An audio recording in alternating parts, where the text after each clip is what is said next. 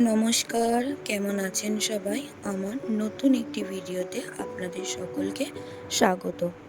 দিনটা ছিল 19শে জ্যৈষ্ঠ, বাবা লোকনাথের মৃত্যুবার্ষিকী। তারই আয়োজন চলছে। প্রতি বছরই এই দিনটাতে বাড়িতে ছোট করে বাবা লোকনাথকে ভোগ দেওয়া হয়। মা ওদিকে ভোগের কিছু আয়োজন করছে, আর আমি এদিকে ঠাকুরঘরটা পরিষ্কার করে ঠাকুরঘরটাকে নতুন সাজে সাজিয়ে তোলার চেষ্টা করছি। প্রথমে ভোলা বাবাকে স্নান করিয়ে তাকে পরিষ্কার করে তারপর বাকি কিছু ঠাকুরের জামা কাপড় পাল্টে নতুন সাজে সাজিয়ে তুলছি। এরপরেই চন্দন বেটে ফুল তুলসী দিয়ে লোকনাথ বাবাকে খুব সুন্দর করে সাজিয়ে তুলেছি।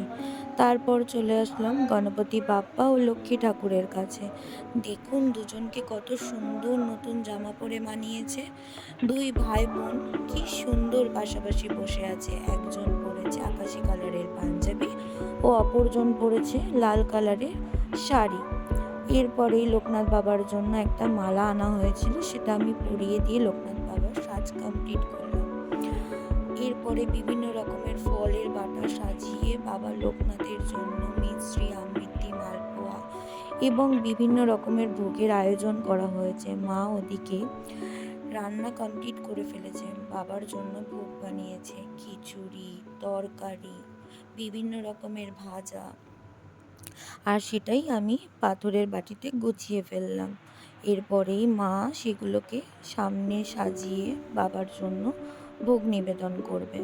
দেখুন কত কিছু আয়োজন করেছি, লুচি, সুজি, পায়েস, কত রকমের ভাজা, তরকারি আর খিচুড়ি।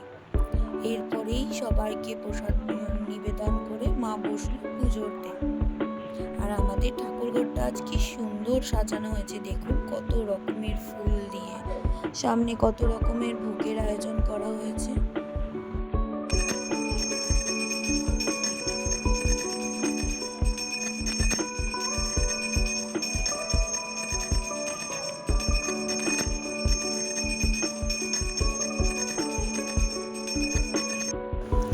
এবার পুজো কমপ্লিট করে আমরা পরিবারের সকলে মিলে ভোগ প্রসাদ নিয়ে নিলাম। আজ তবে এই পর্যন্তই থাক, দেখা হবে আবার নতুন কোনো ভিডিওতে। নমস্কার।